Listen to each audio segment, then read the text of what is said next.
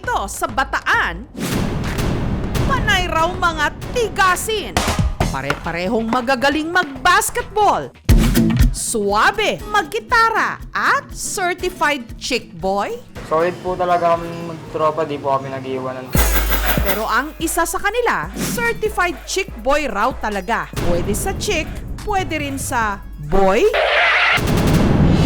Sino sa kanilang 5? At paano rin kaya ito tatanggapin ng kanilang barkada? May pagkaalinlangan din po kasi. Baka po isipin ng ibang tao na, ay, magjowa yung ganyan. Baka po, ma-issue po. Basihan ba ito para masira ang kanilang tropa? Ayaw po namin magtiwala. Naiinis po talaga ako.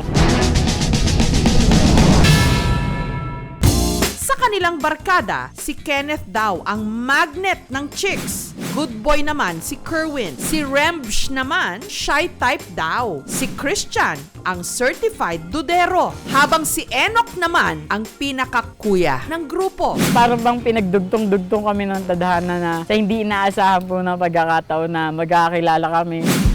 Unang naging matalik na magkaibigan daw talaga ang kapwa sakristan na sina Enoch at Kerwin. Nagagabay po siya sa amin kasi po mga bata pa po kami. Yung hinahanap ko po kasi brotherhood. Mas hinanap ko po yung friendship ko po doon sa pagsasakristan. Nung pagkapanganak ko po, iniwan na po kami ng aming tatay. Ang hinahanap daw na pagmamahal ni Enoch, pinunan daw ng 6 niyang naging girlfriend. May mga nagkakagusto po talaga. May mga kamukha ng artistan. Yung tipo ko po noon, nililigawan ko po yun. Hanggang si Enoch, ipinakilala ni Kerwin sa 3 pa niyang mga kaibigan. Good vibes. Pagkakasama lang po siya. Mabait, di ka po iiwan. Maparaan po si Pinok, masipag po. Pero may mga naninira raw sa kanilang barkada. May time na mas pinipili ko pong kasama yung kaibigan ko kaysa sa girlfriend ko. Yung girlfriend ko po, no, sinasabi sa kanya ng kaibigan niya na tigilan mo na si Pinok dahil bakla din yan. Pero ang mga chismis na ito, meron daw batayan. Yung parang may doubt na po ba? Tinatanong ko na sarili ko kung ano po talaga ako. May mga nagbibiro na po sa akin na binibigyan po ako nila ng palayo na Samantha Lopez, Penelope. Hanggang si Enoch, nagpakatotoo na. Doon ko po nare-realize na into man po talaga yung gusto ko. Pero habang nag-a-adjust pa lang siya sa mga pagbabago, hindi man sinasadya, unti-unti raw tumibok ang kanyang puso sa isa sa kanyang mga katropa. Ba po ba yung dating niya? Parang ang cute po talaga ni Kenneth noon. Crush ko po siya noon. Tinetext-text ko na po siya. Sinachat ko siya. Masarap po magluto yan si Pinok. Joker po sa tropa namin yan, kaya po masarap po kasama. Tapos dumating yung time ng concert po ng parokya ni Edgar. 1, 2, 3. Pogi.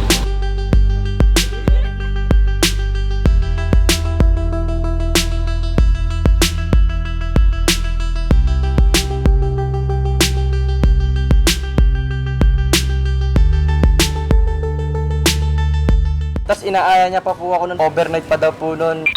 Kainan daw po yun. Event. Para bang mas magaan yung loob ko na gusto ko siya lagi kasama. Parang naging close na din po kami.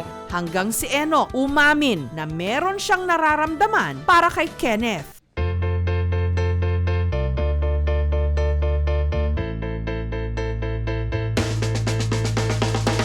Uy Kenneth, love na love kita.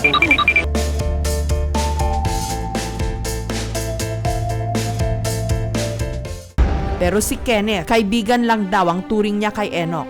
Kasi gusto ko po talaga girl. Tsaka may girlfriend po. May time na dumadating po sa punto na nagsiselos din po ako kasi tatambay kami, nandun yung girlfriend niya. Hanggang sa pag-out ni Enoch, naging meet siya para maalangan sa kanya ang iba niyang mga kabarkada. Kung may balak po sa amin na masama, hindi po namin siya kakaibiganin. Sa amin magtutropa siya lang yung may doubt na parang may gagawin niyang mali.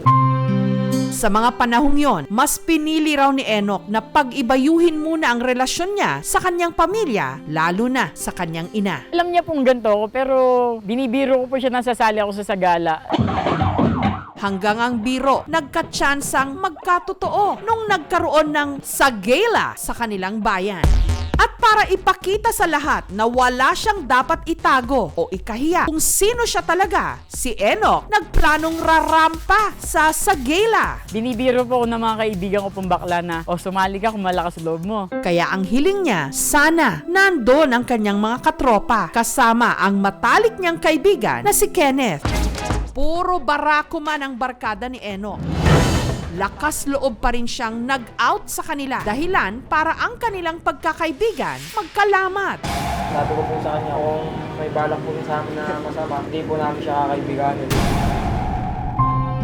Sa kabila nito, si Enoch gustong ipakitang wala siyang dapat ikahiya sa kung sino siya talaga. Kaya sa Sagela sa kanilang probinsya, nagdesisyon siyang rumampa. Pero ang kanyang wish, sana naroon ang kanyang mga katropa para escortan siya. Kabilang na ang matalik niyang kaibigan na si Kenneth, kung kanino si Enoch na fall. Kaya kahit may tampuhan at ilangan ang barkada, lakas loob silang kinausap ni Enoch. Kinonfront ko yung mga kaibigan ko na tulungan ako dito, suportahan ako dito. Pinakita niya po sa amin na malinis po yung intensyon niya po sa amin. Nag-usap-usap po kaming tatlo na pag wala po yung isa, hindi po kami tutuloy. Basta kompleto na daw po yung susuotin namin, go daw po sila.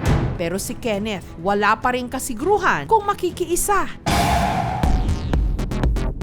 Hanggang dumating na ang araw ng Sagela. Si Enoch, full makeup, nag-gown at blonde wig pa.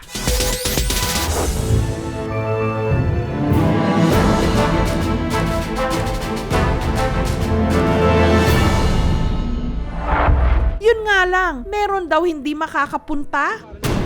Nalungkot kasi ayaw nila ituloy, kulang kami ng isa. Sa importanteng araw na ito sa buhay ni Enoch, darating din pala si Kenneth. Gustong-gusto po talaga ni Levy na magsagala po. Siyempre po, bilang kaibigan po, sasama po namin siya para po maging masaya naman din po. May nanalo na po. Ay, yung pandaming escort, di ba pala, opak? Daming escort, di ba pala? Hanggang ang lumang larawan ng barkada at ang kuha sa Sagela nag-viral. Doon ko po na-realize na totoo sila sa akin. May isa yung naghahawak ng payong, si Kenneth po nagpapaypay sa akin. Levy, Ang dami naman escort, kaya naman isa. Na-appreciate ko po sila. Masaya po pala talaga na mahanap yung kaibigan mong totoo without hingi na kapalit. Wala naman po masama sa pagiging bakla. tanggap ka namin kahit ano pang kasarian mo. Ang kaibigan ay kaibigan.